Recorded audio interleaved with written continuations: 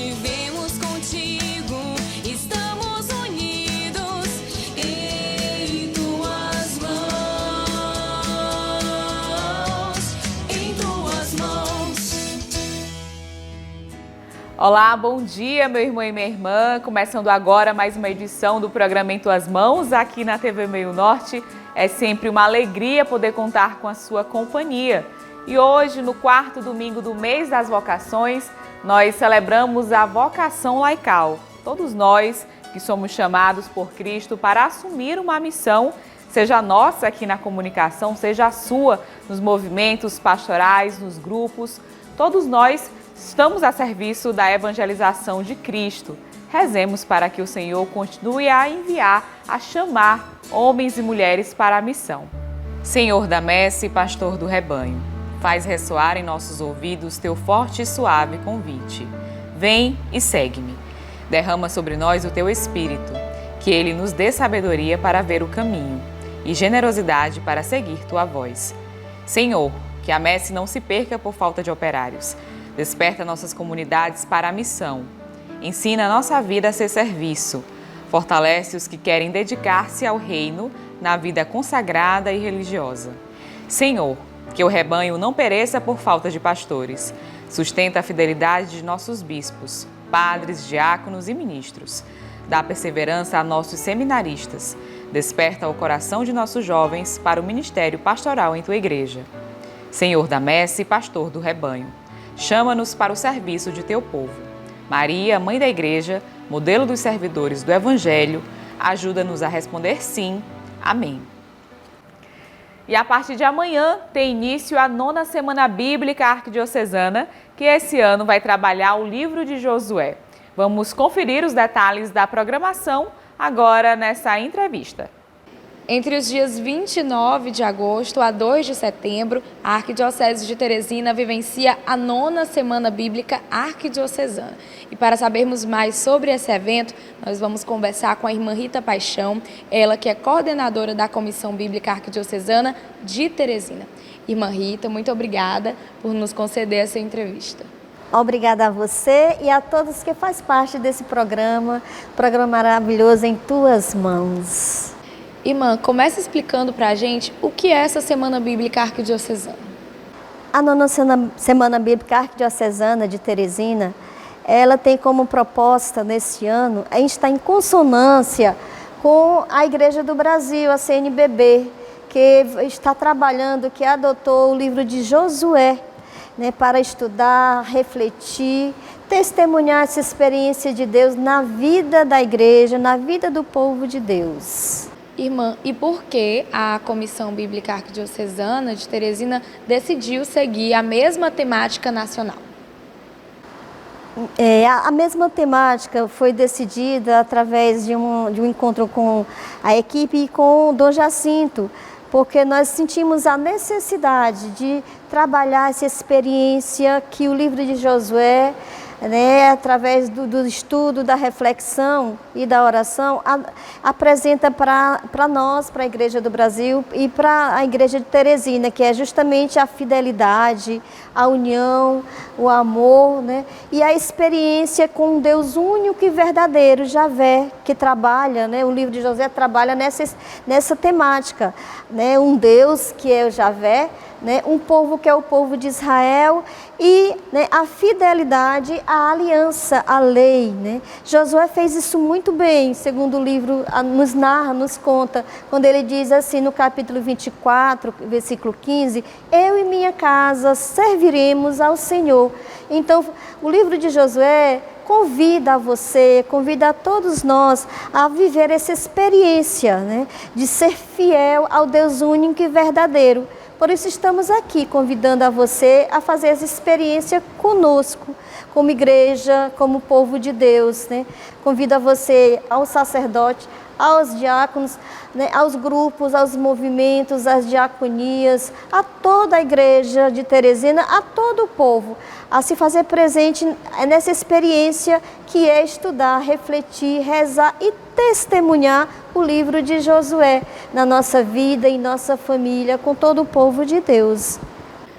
E como vocês, né, da comissão, pretendem trabalhar esse tema, eu e minha casa serviremos ao Senhor, né, neste ano, durante esses 5 dias? Durante esses 5 dias, nós trabalharemos essa temática, eu e minha casa serviremos ao Senhor através de subtemas. Nesses subtemas, nós teremos, primeiro, segunda-feira, nós trabalharemos o tema central, eu e minha casa serviremos ao Senhor, faremos uma introdução geral do livro. Nessa introdução entra contexto, texto, a realidade de todo o livro. Em seguida, no segundo dia, nós trabalharemos a questão do encontro, né, do encontro de Raabe, que é uma prostituta, com os espiões que irão conhecer a terra, e trabalharemos essa experiência da doação, da entrega dessa mulher, né, que não é nem judia, mas é uma estrangeira que decide ser fiel a Deus também na sua concepção. Em seguida, nós trabalharemos a experiência de Deus, um Deus que se faz presente no meio do povo, um Deus que é fiel, um Deus que cumpre a sua promessa, né? E o povo, né, ao contrário, muitas vezes é infiel à sua promessa. E nesse tema nós trabalharemos a questão também da nossa fidelidade, sermos fiéis a esse Deus único e verdadeiro.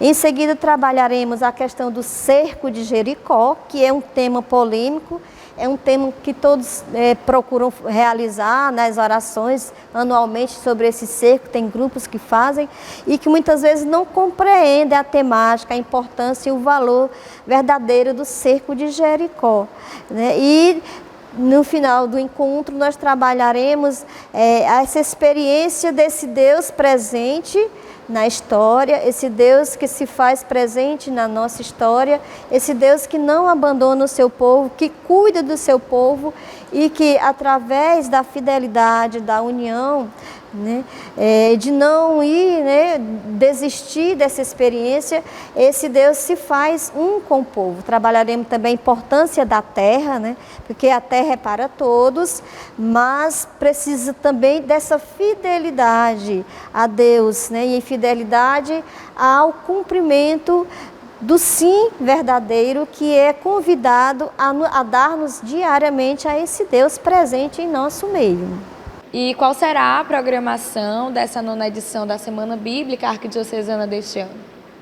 A 9ª edição da Semana Bíblica Arquidiocesana de Teresina, como você já falou muito bem, inicia no dia 29 de agosto a 2 de setembro. A partir do dia 29, né, nós teremos os três turnos pela manhã, tarde e noite. Pela manhã nós iniciaremos das 8 às 11 da manhã, né, no Centro Pastoral Paulo VI. À tarde, o mesmo local, no Paulo VI, de 14h30 às 16h30. E à noite nós teremos de 19 horas às 21 horas, com um diferencial, que manhã e tarde é 100% presencial, e à noite teremos esse encontro híbrido, ou seja, online, né, e presencial. Os dois, né, teremos essas duas oportunidades.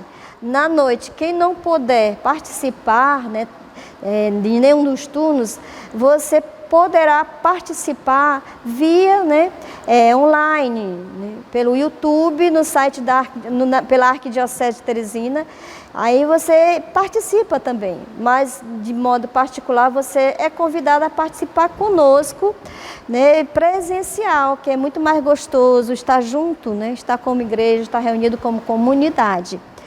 E você é nosso convidado especial a fazer parte dessa experiência, né? Se você deseja, nós estaremos aqui de braços abertos aguardando a sua presença, né?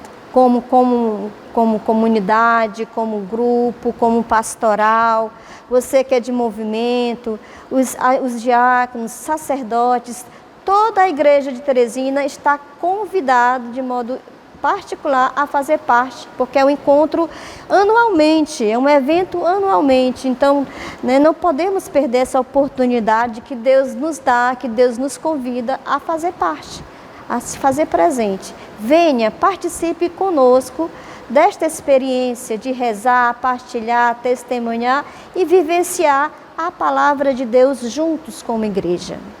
Eu gostaria então, irmã, de agradecer a sua participação aqui no programa Em Tuas Mãos. Foi um prazer conversar com a senhora sobre esse assunto e que todos tenham e vivenciem uma ótima semana.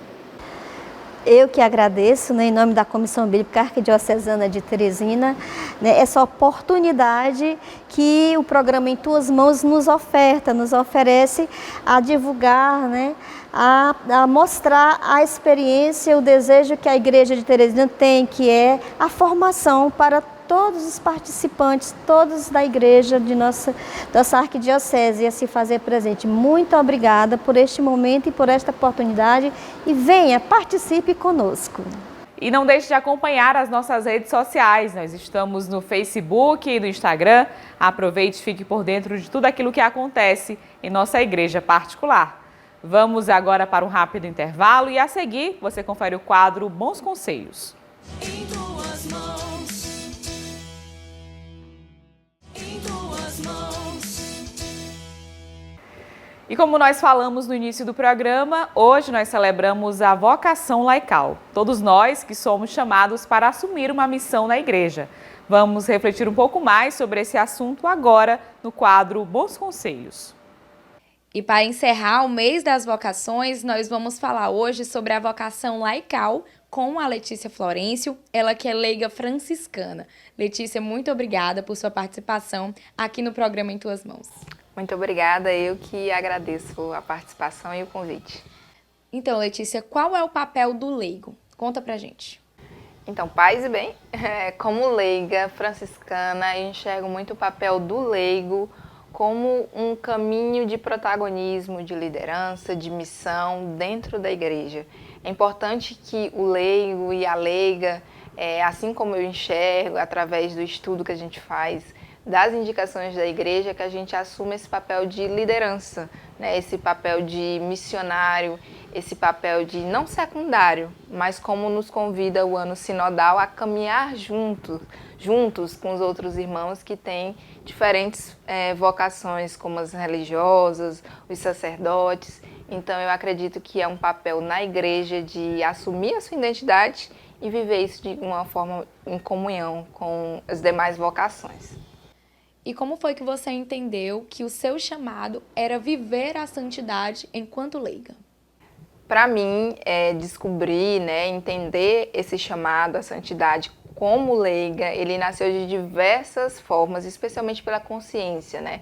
O reconhecimento dos fatores que formaram a minha identidade cristã. Seja com a igreja doméstica, com o exemplo dos meus pais, com a minha comunidade de fé e posteriormente com a construção da minha identidade de carisma como terceira franciscana, né, que a juventude franciscana me deu. Entender isso, compreender a minha identidade e de filha, né, da minha relação com o Pai, da minha relação com Deus, da minha relação com a espiritualidade, me leva para um caminho de entender quem eu sou, qual é o meu chamado, o que Ele espera de mim e como eu sou completa nesse chamado, né? Como eu sou completa nessa identidade, nessa missão. Então, para mim, reconhecer a santidade foi um processo de consciência mesmo, assim, de olhar para Deus, me identificar nele, me identificar todas as marcas de identidade que Ele coloca em mim. E, então, é um chamado muito prazeroso para mim poder viver isso de uma forma plena.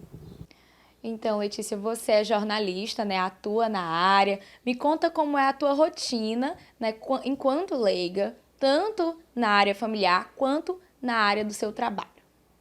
Maravilha. Então, sim, sou jornalista, estudante de publicidade agora, e eu gosto muito de me apresentar como uma comunicadora que tem propósito, justamente por conta dessa identidade cristã leiga, né, que eu possuo e que eu valorizo muito. Como terceira franciscana, a gente é chamado, inclusive uma frase de Santa Clara, de não perder de vista o nosso ponto de partida.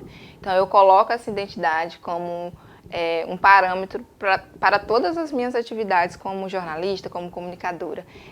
Tanto na área profissional, eu sou assistente de comunicação para o movimento Laudato Si, que é uma instituição católica internacional que trabalha com a igreja nessas questões entre a igreja e a crise climática. Então, assim, é um assunto super importante e também uma pauta franciscana, né, que é a integridade da criação, chamada do Papa Francisco. Então, eu considero um privilégio poder trabalhar com comunicação, espiritualidade, ação social, tudo no mesmo eixo. E tem sido uma bênção, uma graça poder trabalhar com isso. E claro que na vida pessoal, eu também atuo como secretária e comunicadora da Conferência da Família Franciscana do Piauí, que é uma forma de viver o carisma e viver também a profissão e os dons, juntando todos no mesmo espaço. Então, assim, como leiga, eu vejo todas essas áreas como uma grande bênção. Letícia, e quais são os principais desafios que você enfrenta na vivência dessa vocação laical? Eu acredito que os maiores desafios estão em desacelerar. Muitas vezes a gente vê que existe uma certa rotina na vocação religiosa, que especialmente aquelas vocações religiosas que estão inclusas em mosteiros, em conventos, que têm uma própria rotina, né? Que não deixa de ser desafiador, mas no nosso caso, por viver uma vida secular, eu creio que o maior desafio esteja em desacelerar, ouvir atentamente o chamado de Deus na nossa vida no dia a dia. Não cair no automático, não cair nessa visão de vida assim, muito acelerada, onde a gente perde os valores, a gente perde o sentido do porquê que está fazendo, ou acha que a gente não é protagonista na missão, no chamado, né? Desacelerar para ouvir a voz de Deus e nadar um pouquinho contra essa corrente, porque são muitas as referências do mundo, ainda mais nesse, né? De muita informação, de excesso de informação muitas vezes, e às vezes é um pouco complicado a gente ouvir qual é realmente a voz e o caminho que a gente tem que seguir. Então eu acho que o desafio é desacelerar para ouvir a voz que deve ser ouvida e o chamado que deve ser seguido. E qual o conselho que você dá para aqueles que também, assim como você, desejam ser esse sinal de Deus aqui na Terra? Eu acho que o meu conselho seria se aproximar cada vez mais daquele que é, né? Daquele que nos chama. Eu sempre costumo dizer, especialmente para a juventude que está em processo de discernimento vocacional, que quanto mais a gente corre para Deus, mais a gente se deixa para trás.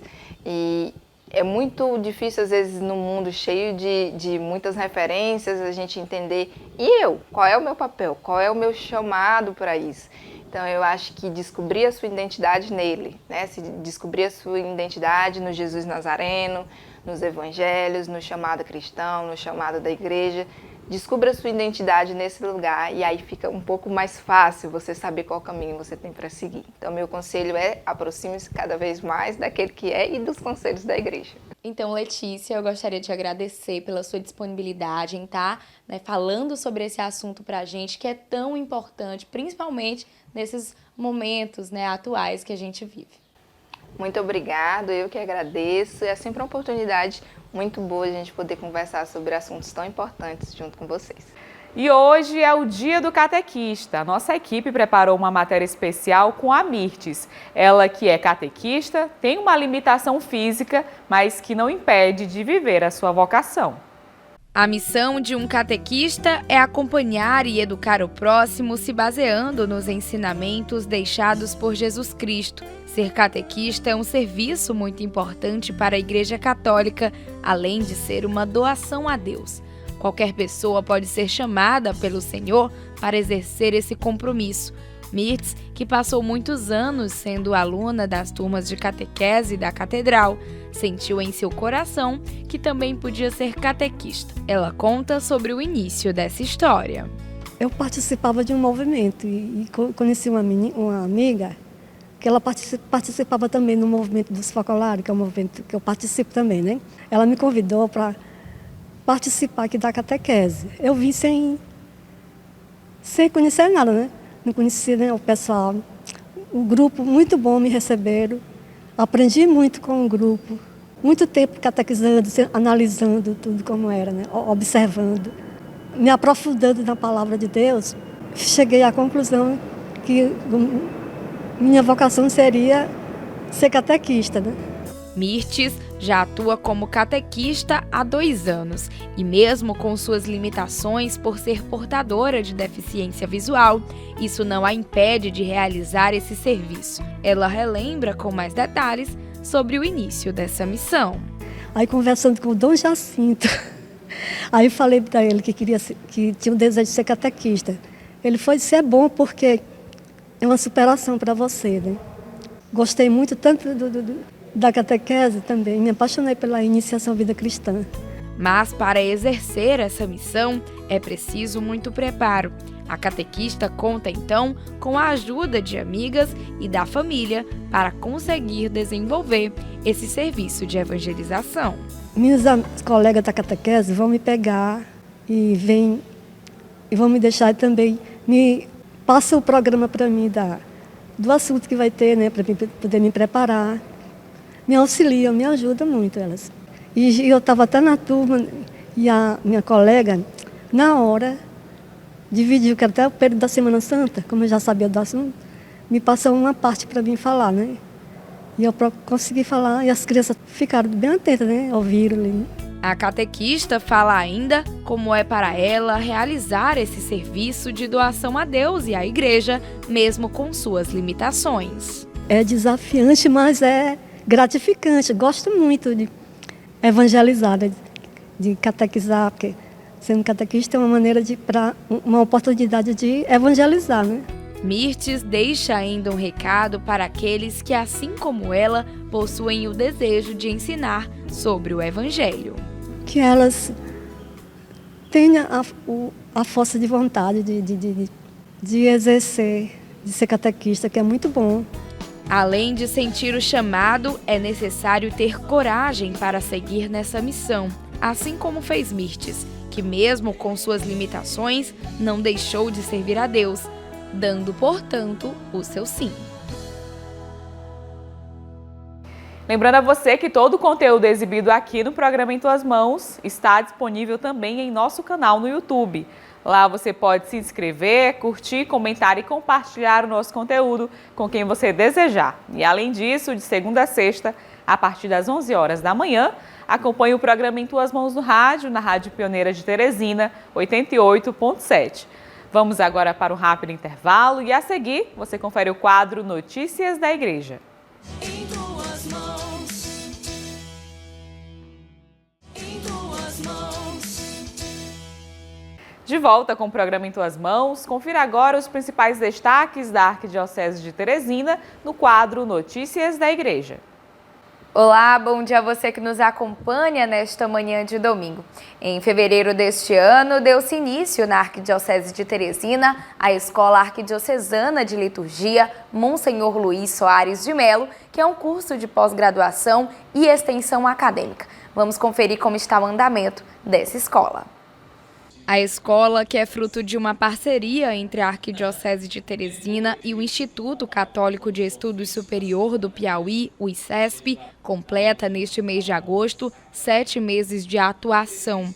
O curso tem como objetivo acolher ministros ordenados e leigos a se aprofundarem na liturgia da Igreja enquanto ciência teológica. A coordenadora pedagógica da escola explica melhor sobre a proposta dessa especialização. A proposta da Escola de Liturgia, ela tem como objetivo principal formar agentes que já estão atuando nas comunidades paroquiais. Quando nós iniciamos esse curso, foi exatamente a partir da necessidade e do pedido de formações que eles sempre faziam. E nós inicialmente pensávamos em fazer apenas um curso intensivo, mas ele foi transformado numa especialização. O curso, que iniciou no dia 5 de fevereiro de 2022, tem a duração de 3 semestres, com carga horária de 380 horas a aula. E a proposta é que se encerre em outubro de 2023. As atividades da Escola Arquidiocesana de Liturgia estão organizadas entre aulas práticas e teóricas. Um dos professores do curso fala sobre a importância dessa iniciativa para a Igreja Católica. Desde o Concílio Vaticano II, ficou-se estabelecido de que a própria Igreja deveria formar os seus fiéis, Quando dizemos fiéis, são todos aqueles e aquelas que, pelo batismo, tornam-se membros do corpo místico de Cristo, que é a Igreja. E uma das perspectivas formativas está em formar o povo para uma melhor participação dos mistérios da fé. Dentre os mistérios, a vida eucarística, a Eucaristia, que é o sacramento por excelência. Então, nesse sentido que a Arquidiocese de Teresina, ela, dentro de uma caminhada formativa, porque esta não é a primeira ação formativa para os fiéis cristãos, existiram outras e certamente existirão outras ainda, então ela está cumprindo ou sendo fiel àquilo que a Igreja propõe nos documentos do Concílio Vaticano II, de modo especial o documento que versa sobre a liturgia, que é a Sacrosanto Concílio. E Araci, aluna da Escola de Liturgia, resolveu participar desse curso por conta do incentivo que recebeu do padre de sua paróquia, que também é o coordenador da escola. Ela conta como é para ela fazer essa especialização.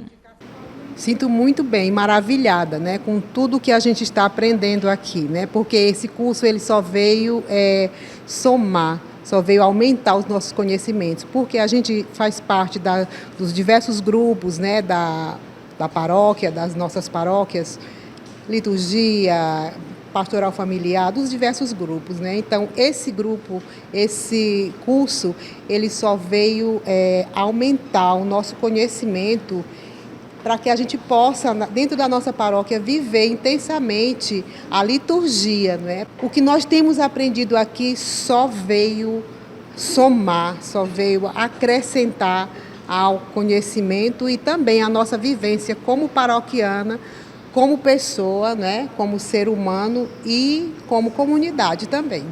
Quem também é aluno do curso é o diácono Mauro, ele que decidiu fazer parte da escola para se aprimorar mais nos conhecimentos litúrgicos da Igreja, na intenção de ajudá-lo em sua missão. Para nós que somos diáconos, que a gente vai atuar principalmente nas pastorais do Grupo Movimento, levar esse conhecimento para os grupos, para as pastorais, na questão da liturgia, o que é liturgia, que a liturgia é vida.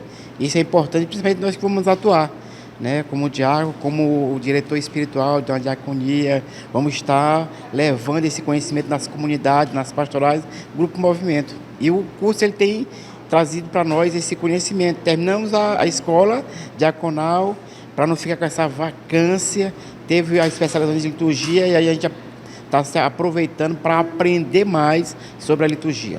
A especialização está sendo lecionada em 3 semestres consecutivos de aulas presenciais, além de mais um bimestre para a elaboração do TCC na Escola Diaconal, localizada no Centro Pastoral Paulo VI.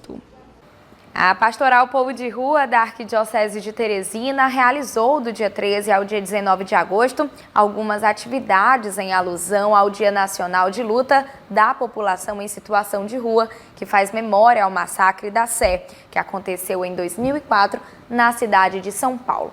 O objetivo principal dessas atividades é procurar pessoas que vivam nessas situações de vulnerabilidade para que eles possam se tornar visíveis perante a sociedade. Na manhã do último sábado, dia 20, o bispo da Diocese de Crato, no Ceará, Dom Magnus Henrique Lopes, anunciou durante a Grande Romaria, que acontece anualmente nesta data em Juazeiro do Norte, que a Santa Sé autorizou a abertura do processo de beatificação do padre Cícero Romão Batista. Segundo o bispo, por determinação do Papa Francisco, a diocese recebeu uma carta do Descatério das Causas dos Santos, datada no dia 24 de junho de 2022, com a autorização para o processo de beatificação do padre Cícero, e a partir de agora receberá o título de servo de Deus. Lembrando que amanhã, dia 29 de agosto, começa a 9ª Semana Bíblica Arquidiocesana. No próximo domingo, traremos informações sobre esse evento que vai até o dia 2 de setembro. E essas foram as notícias da Arquidiocese de Teresina desta semana para você. E para mais informações, acesse o site da Arquidiocese de Teresina. O endereço aparece agora no seu vídeo. E encerrando o quadro especial deste mês de agosto, Minha Família é Minha Base, com a família dos diáconos permanentes, hoje nós vamos conhecer o testemunho de fé da família do diácono João Batista Rios. Nem sempre o que desejamos é o que Deus quer para a nossa vida, e viver o propósito de Deus é a nossa missão na terra. Foi o caso do diácono João Batista, que aos 10 anos de idade entrou para o seminário com o sonho de se tornar padre. O que ele não sabia é que se casaria e constituiria uma bela família. Ele relembra com mais detalhes do início dessa história. Eu entrei no seminário de Messejana em 1959. E nesse mesmo ano, em 59, a minha mulher, a Vera Lúcia, nascia no mesmo ano também lá em Fortaleza. Bom, nem eu a conhecia e muito menos ela a mim, claro. O tempo passou. Mais tarde, depois de um bom tempo, ela esteve em Parnaíba, um mês de férias com a minha irmã, que morava em Fortaleza. E eu, então, saí daqui, que eu fazia o pré-vestibular para Direito, e fui passar também um mês em Parnaíba. E lá eu a encontrei. Eu já conheci de vista apenas em Fortaleza, mas não tinha nenhuma relação com ela. Bom, depois de um mês em Parnaíba, ela retornou a Fortaleza, eu retornei aqui a Teresina. E nesse ínterim, nós já havíamos conversado, nada sobre namoro, nada, em Parnaíba. Apenas nós conversamos sobre coisa de dois jovens, desinteressadamente. Essa que é a verdade. Mas nós começamos a manter um contato por carta. Naquele tempo era carta. Né?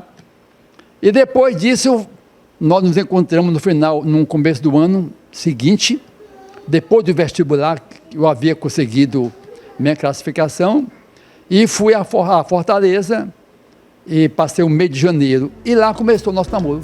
Depois de 4 anos de namoro e 1 ano de noivado, João Batista e Vera Lúcia se casaram e atualmente já são mais de 40 anos vivendo a vocação do matrimônio. João Batista se ordenou no ano de 2017, mas o convite para viver essa missão veio há muitos anos, ainda no início do seu casamento. Porém, sem a autorização da esposa, não foi possível seguir nessa caminhada. O diácono explica melhor sobre esse episódio. Lá que nós nos casamos, nós fomos fiéis da paróquia do Cristo Rei. E naquela época o nosso pároco era o padre Pedro Maione.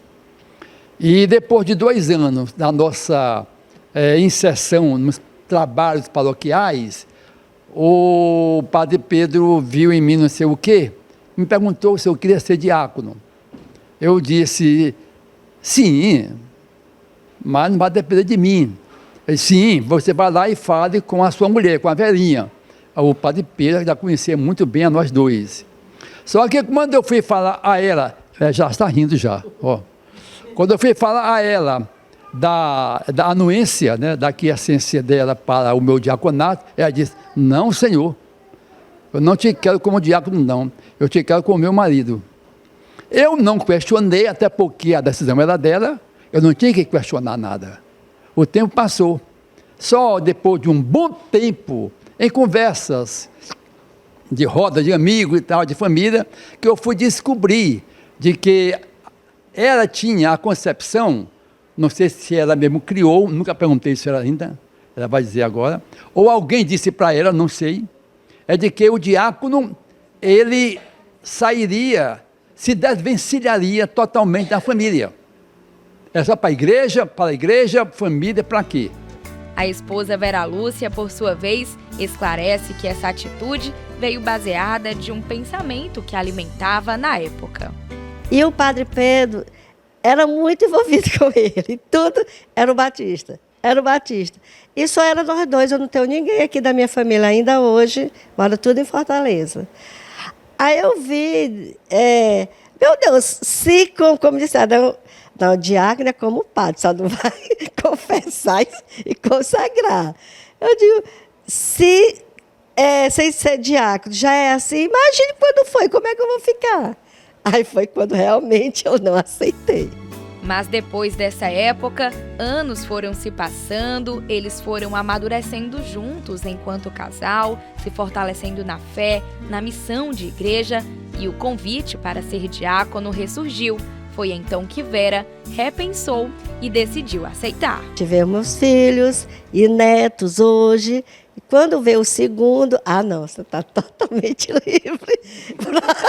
Está totalmente livre para seguir, porque também eu ficava.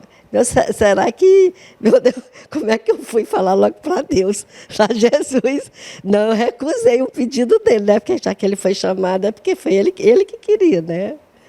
Disso. E eu recusei isso aí. Eu sempre ficava com essa consciência, sem consciência. E hoje não, quer dizer, porque também ele tem as atividades dele e eu também tenho apoio dos meus filhos e dos meus netinhos. Aí me completa e também completa ele. Pelo menos eu me sinto assim, feliz. Né? Eles têm 3 filhos, Eduarda, João Batista e Saulos, e já são avós de 3 netos. Vera conta como é a rotina de oração da família, mesmo com 2 filhos não morando mais na casa deles. Todos nossos filhos, como a gente, a reza primeiro do agradecimento, a gente reza ao redor da mesa, né? E a gente vai às Santas Missas, né? Diariamente com o Batista Filho, que hoje é o que mora conosco. E o Santo Terço, a gente, antes, quando eram pequenos, era no meu quarto, era no nosso quarto. Aí depois que a gente fez essa reforma, já era aqui na capelinha, que a gente chama. E hoje a gente continua, nós dois, a Alinete também reza com a gente, o terço mariano. E o terço da misericórdia, a gente faz online com 2 sobrinhas dele e uma irmã. Todo dia, às 3 da tarde, a gente tem esse ritual, esse encontro da misericórdia. A filha Eduarda, que já é casada e tem 3 filhos, revela como é para ela ter a experiência de ter um pai diácono permanente. É uma bênção na família inteira, né? Transcende muito nós 5.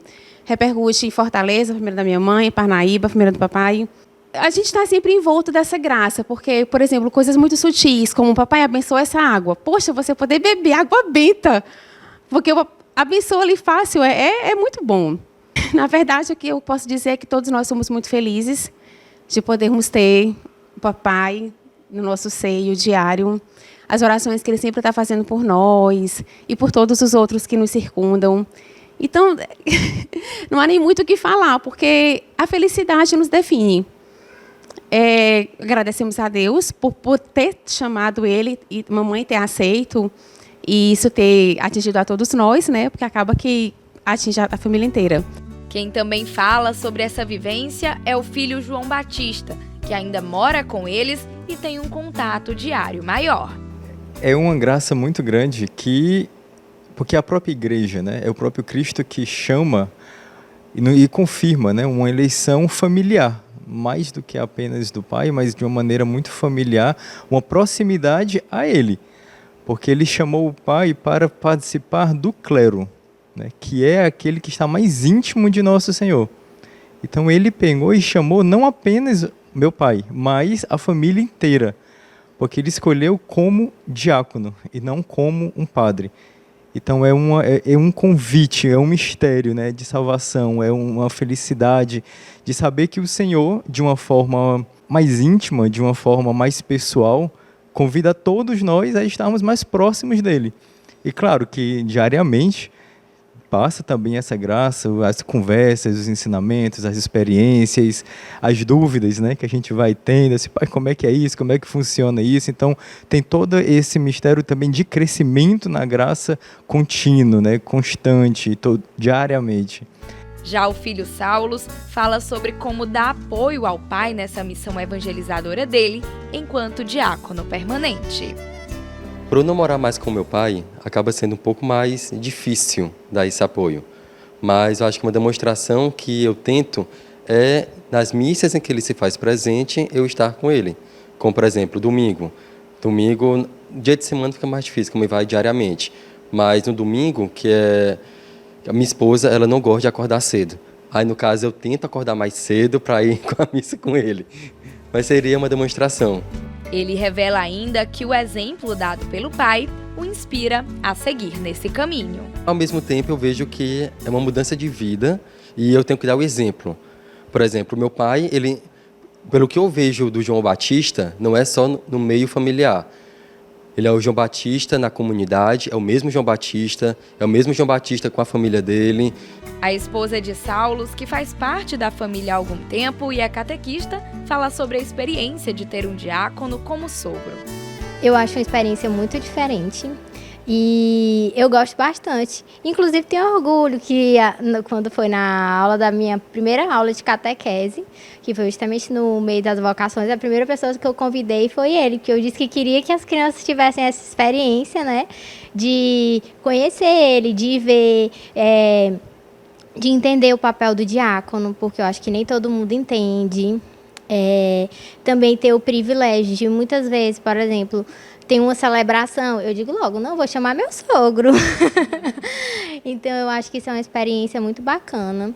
E também fazer parte da família, ver o que ele faz. Eu sei que o Saulos tem uma ligação muito forte com o pai dele, então ele acompanha muito, então eu acabo vendo isso, né, o esforço e tudo que ele faz. Eu acho muito interessante como cristã também, de ver e conhecer o papel do diácono. O diácono João Batista conta também como é viver essa dupla sacramentalidade de serviço à igreja e à família. A viver a dupla sacramentalidade é uma bênção, né? É uma bênção. É você saber que você, enquanto casado, constituindo família, tem o sacramento do matrimônio, viver a dimensão sagrada de poder ter a sua mulher e ter também os seus filhos e hoje meus netos, e você viver a dimensão, certo, de outro sacramento que é a unção diaconal, né? É uma bênção e eu não tenho, na verdade, como explicar isso não, eu não tenho como. A coisa para mim é tão suntuosa, é de um alcance tão elevado, tá, que eu fico muito pequeno, certo, para dizer alguma coisa além do que eu disse aqui. E é com esse convívio que o diácono fortalece a sua família, a comunidade de fé em que atua e ainda alimenta a sua intimidade com Deus. E vamos agora para um rápido intervalo e a seguir você confere o quadro Dicas da Fé.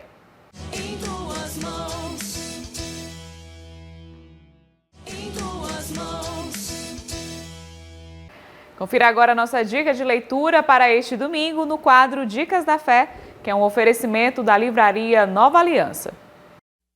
Venha conhecer as novas instalações da livraria Nova Aliança, que está com estrutura renovada para te receber. Aqui você encontra livros, imagens, artigos religiosos, arte sacra, objetos litúrgicos e muito mais. Localizada na Rua Olavo Bilac, 1259, no centro, telefone 3221-6793.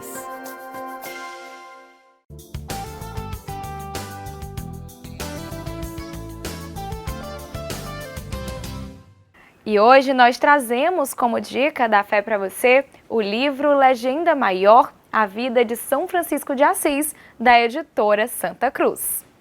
Aprovada e publicada pela primeira vez em 1263 pelo Capítulo Geral de Pisa, esta obra, escrita por São Boaventura, é dividida em 15 capítulos. Ela realça as maravilhas que Deus se dignou realizar por intermédio de seu servo Francisco. Esta biografia nem sempre segue uma ordem cronológica, estabelecendo assim relações naturais entre os acontecimentos, seguindo o critério de identidade do tema. Ora agrupando fatos respeitantes ao mesmo assunto, acontecidos em épocas diferentes, ora separando episódios acontecidos na mesma época, mas respeitantes a assuntos diversos. Por fim, é apresentado um capítulo suplementar, narrando alguns dos inúmeros milagres ocorridos após a morte de São Francisco de Assis. E essa foi a nossa dica de leitura deste domingo para você.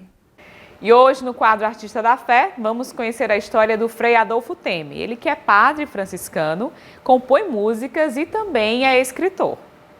Ao longo de nossas vidas vão surgindo novos interesses. Independente da vocação que vivemos, temos a disposição de buscar por coisas novas, como a prática de um esporte ou aprender um novo instrumento musical. São diversas as possibilidades.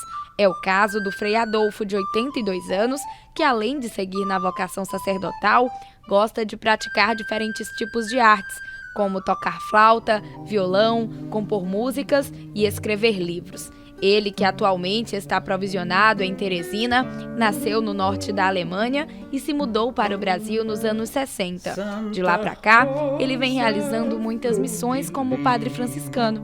E a escrita surgiu durante essa caminhada de fé. Ele conta sobre esse início.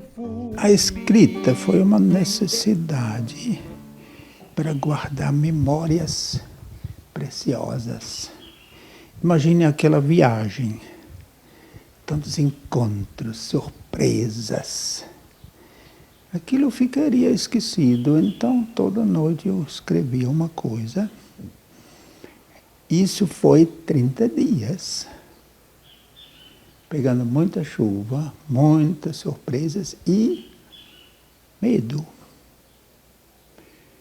Durante a viagem surgiu um boato que um povoado estava sendo invadido, vendido. Essas notícias chegavam para nós, depois chegava a notícia que a polícia estava se deslocando para lá. E nós mandando recados para lá, né? Além de escritos de sua autoria, o Frei também traduzia algumas obras do alemão para o português, que na visão dele eram interessantes, principalmente para a contemplação. Ele fala sobre essa experiência.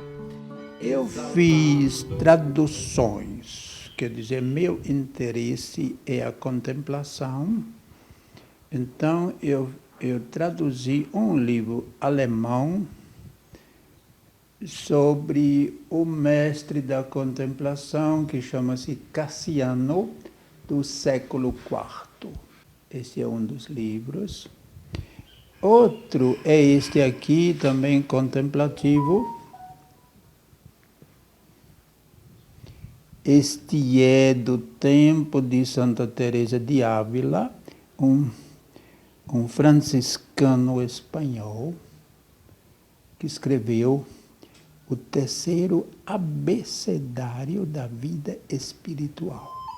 Tocar flauta também é uma das artes que lhe desperta muito interesse. Ele começou com essa prática assim que se mudou para o Brasil. E apesar de tanto tempo, a busca é por mais aprendizado. O Frei conta que essa arte está inserida no seu dia a dia, não apenas como um hobby, mas também como instrumento para evangelizar. Aquilo é uma elevação muito grande. Eu toco aqui na missa. Eu acompanho, quer dizer, ali facilita, porque o som do violão vai me dar o tom. E ali é uma facilidade. O violão também faz parte das suas habilidades artísticas. Além de tocar músicas de outros compositores, o Frei tem suas próprias músicas autorais de cunho religioso. O caderno de suas composições mostra sua dedicação. Ele revela como utiliza todos esses dons diariamente, em busca da evangelização do próximo. E aquilo me dá muita alegria. Aí eu faço todo dia um áudio, começando com salmo, uma história interpretada, curtinha, e termino de novo com salmo.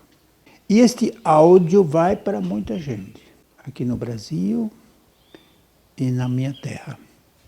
Frei Adolfo conta ainda como a realização dessas práticas o ajuda a superar seus desafios que estão ligados diretamente à sua saúde. De modo que eu não estou chorando, não estou perdendo tempo e vencendo. Já fiz as 6 terapias, as 6 quimioterapias. a própria música, ela é saudável. E ela é exigente, a música pela voz é a expressão dos sentimentos, né? E dessa forma, o Frei Adolfo dá seu testemunho de que tudo o que sonhamos é possível, independente de nossas limitações, graças à força de vontade, determinação e da fé em Deus.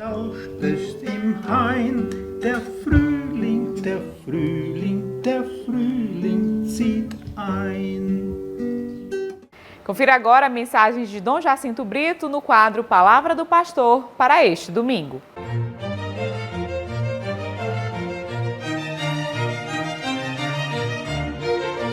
Estamos em fase conclusiva do mês vocacional.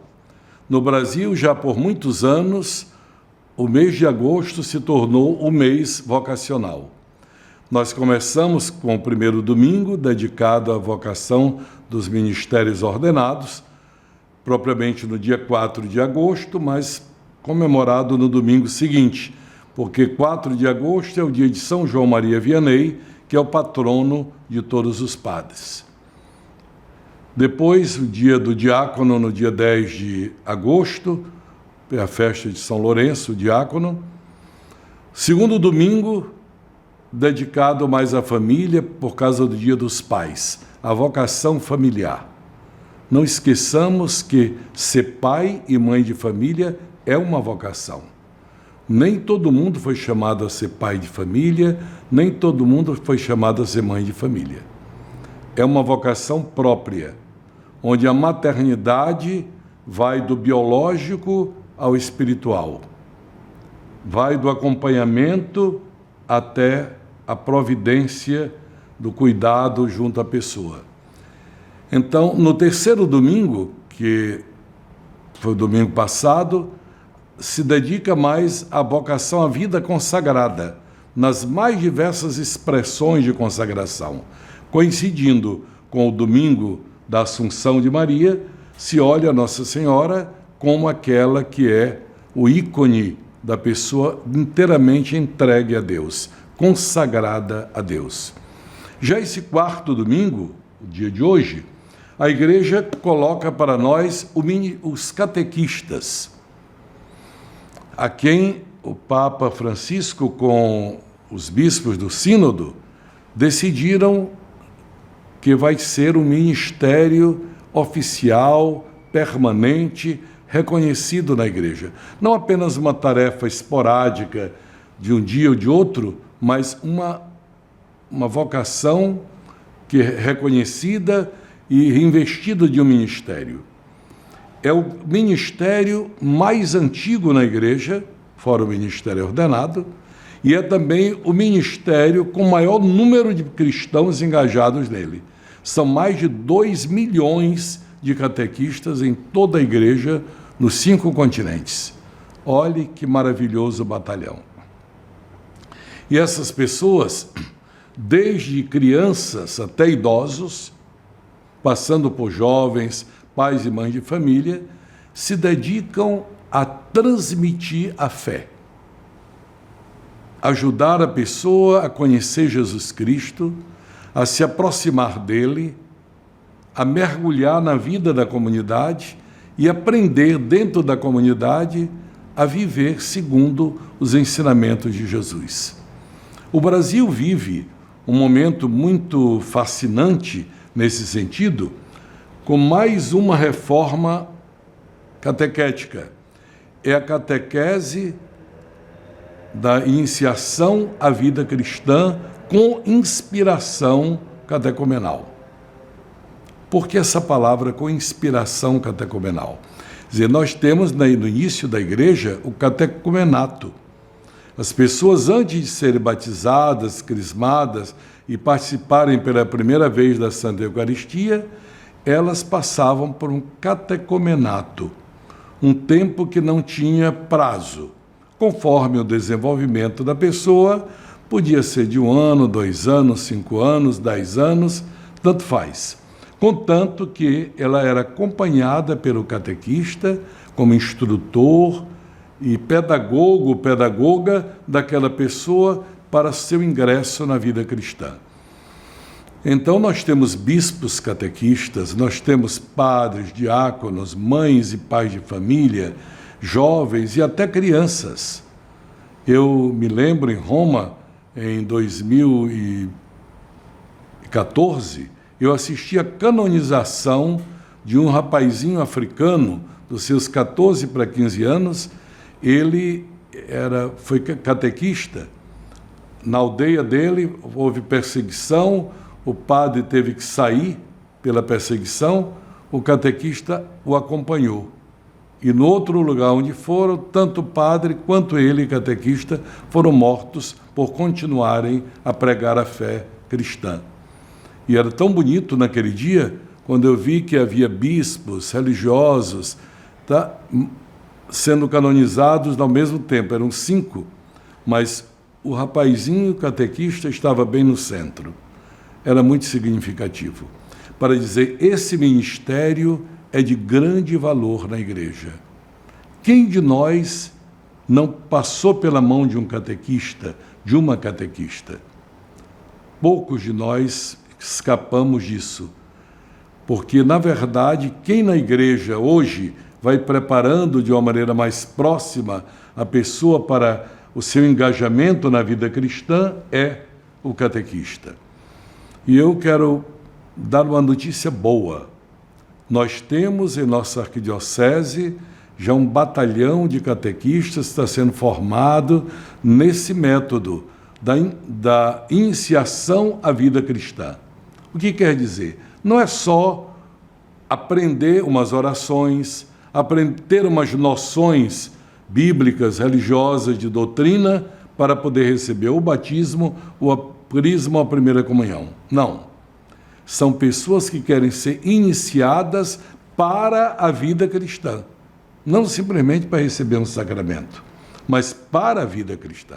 Daí o nome IVC, Iniciação à Vida Cristã. Tanto assim, eu vou te citar só o exemplo da nossa catedral, onde temos um grupo muito bom, de mais de 50 pessoas, adultos, já batizados, crismados, feita a primeira comunhão, mas que querem ter um aprofundamento da fé e vão para essa iniciação. Temos os jovens, que falta talvez um dos 3 sacramentos. Qualquer pessoa que queira participar deste grupo, participa. É um grupo que tem de doutores a jovens comerciários ou universitários, por causa da idade. Então, estamos muito felizes de poder oferecer a quem deseja ser iniciado na vida cristã, primeiramente, uma comunidade de acolhida e, segundo, o acompanhamento de catequistas para que possam, amanhã, poder ter uma fé mais adulta e responderem com convicção: eu creio e, por isso, eu sigo a Jesus como meu mestre. Parabéns, catequistas. Parabéns, catequistas de todas as idades, os que já foram e os que estão sendo, e os que se preparam para ser. Hoje é o seu dia e a igreja lhes deve muito. Por isso, recebam meu abraço e os parabéns. E o programa Em Tuas Mãos deste domingo vai ficando por aqui. E assim encerramos o mês das vocações, que nós possamos continuar rezando pelas vocações e para que nós saibamos acolher o chamado de Cristo em nossas vidas. A você eu desejo uma excelente semana e até o próximo domingo. Vivemos contigo.